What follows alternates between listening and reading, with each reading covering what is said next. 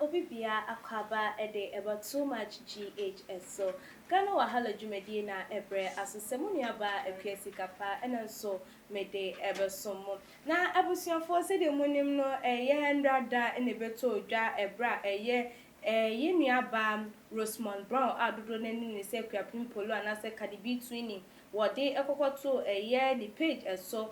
chese ni naked picture ni babema wedding finchia enso 7 years ensusu ejina na nimu a na wo wish na happy birthday na wo kakai embram wo no tama wo ka no ne ho nkro ne benyina wode betu dwa echire mu na chese wo chire se ne ba no wodo ne yie pam odimfonyi we ebebetu ho no kasa bebre na ebaaye edefan wo mu twa edebo no wo mu etwa ede ebo no enumu krampo ema ye nuaba afia wodo ebeteki ne side eka say ai mo sorry a ena nipa sumasi wana wayese ena wayese ye titimemu na wo mmre so tama na wo maame ebie o mo sabio wo makosu akumemu ede akakaduro ensu bu honom ne ho nkro ne ba no hwan ena ejina honom ekasa ya na se hwan na bebe jina honom se ye infringe upon omo nkwada no wo mo right enti no wo mo enye den entwe wo mo free de wo mo no obi no ho a woko ede ema wo mo na den na ono nkwado de ne ba emfonyi akwakwa jina honom a mo kwakoka ho asem enti ono ne bebe jina Akuapim Poloo echi eka se de wo ne de eno anu no wo hu boni bia ewo mo hu emfunso bia ewo na ene de yi sofu panye wo no de na no ato ensem ne mu prophet Nicholas osei adodo nani ne se prophet Kumchacha na nsema wodi atu edwa no enie osei Akuapim Poloo ni poster wode bebeto abonten na woka anase like woka said ye wo ne ba no yawa wo fe mu ne nko ne ba ne like all show say ne ba no wodo no ne nko ne ba no say wo be show that all things no e de akere wo ba say wodo no ne nko ne ba but to the extent they say wo be naked in front of akwada wan koye oba na wan koye be ma no why naked yourself in front of sa akwada no enye mra no enye enkokrampo enti sa aspect na wo ye that act no krampo de wrong enti wotwi abaya no anim no wiye na ode afutuo nso so eto ho ede ema no na wo kire mu esem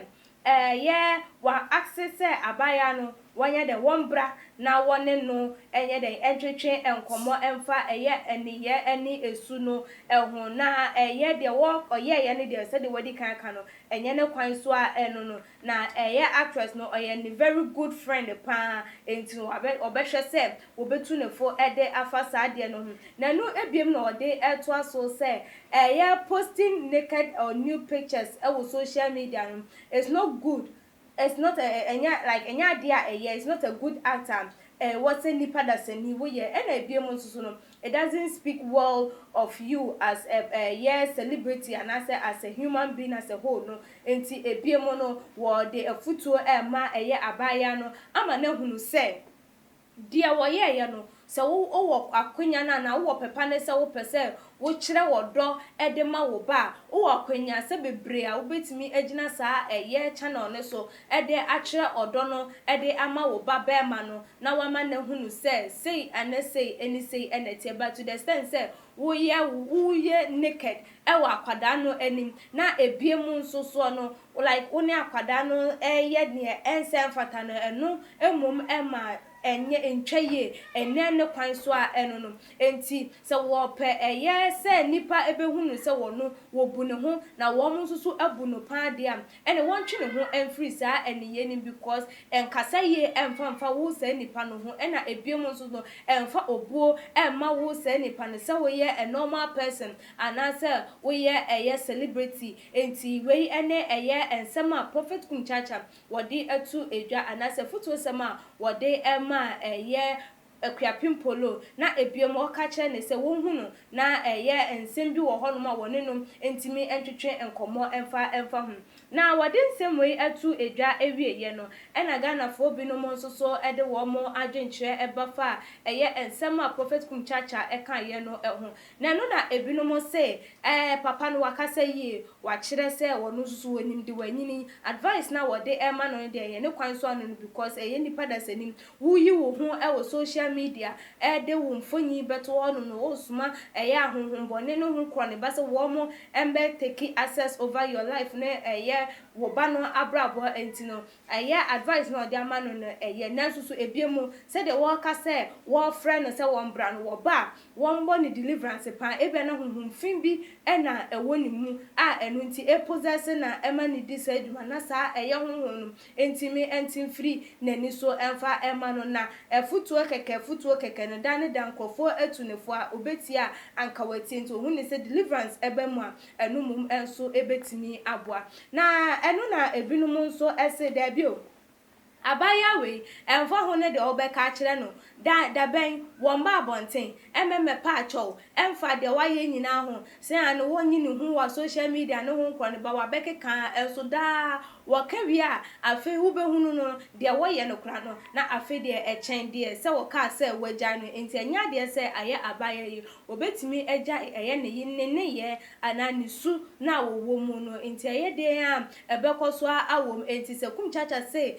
Akuapim Poloo ne friend, the very good friend to be precise pa dia ene na chese wanya adamfo pa eno ni ebinom nso so adwenche na ebusuamo mamenkenkan ebi emfa emamo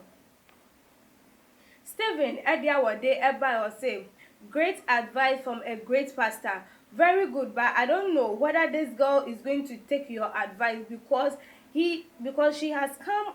on social media over and over again just to apologize for his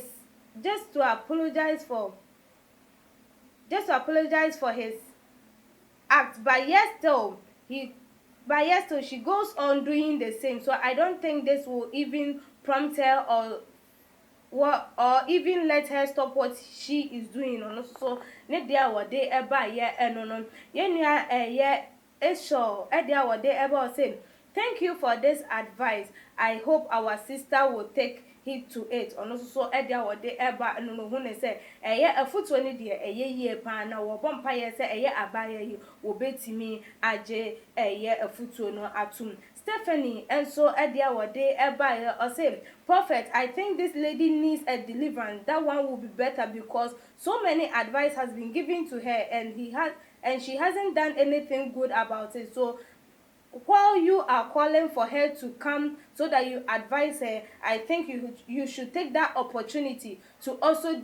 deliver her from all that spirit working through her. Also so ne dear eno hu ne say akwenya aba ama eye prophet Kumchacha wanya ho se wo betimi afre abayam na watune fo saade am ene won fa sa akwenya ne so na won fa en deliver no because abaya no wo hia deliverance pa e de free sa ahonhoma wo mo ebehye ne muma wodi ne sa ejuma no ye nua eye opuni frempon enso e de awode eba ye o say I always pray that this lady will see God, encounter him,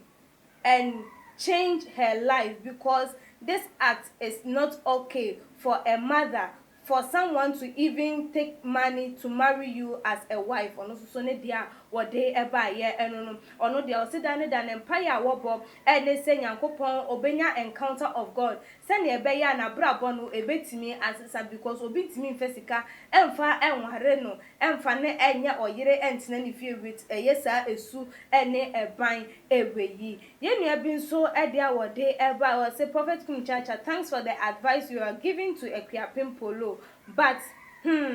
I'm just thinking twice here. I don't know whether she is going to listen or not. On also ne dear our day eba ye no. Gideon and so edo day eba your same. A lot of Ghanaians has lambasted her about her act, but yes, though she hasn't done anything good. I don't think she is ready to change ono so ne de no hu ne say dodo na atwa e de abono e fa sa ne ne ye ne su a woda na de se da ne da wode ne ho ne naked pictures ube hu na about de no wa yi ne ho no da beto ho ye Ghana bibia no wa yi ne ho no da beto Ghana for dodo na atwa e de abono afa sa enioma ne ho na nso anya de say wa yi anase wa yi sa esubone no afri ni mu da biara da eda enti wonjindi se wei ebetimi ama abaye yi asesa abusuafo wei ene eye ensemu a prophet Kumchacha kan ye no wo mo so omo kire wo ma dwen fa ho wei ene wo mo dia wo mo ede eba wo so wo die ene se fabra e wo too much in comment section e bi mo so share your videos no fama abusuafo ene no ne adofo na wo akonya so betimi follow yen e wo ye Instagram page @tumagh_comedy ene akuasikapa dasene ye besane share fiti ni asese ni din ene your friend say mechanic Zana prophet Kumchacha ma sesa me YouTube no ba bia me hwe bia ma change afro ena maba too much GH hwe na prophet Kumchacha me so me hwe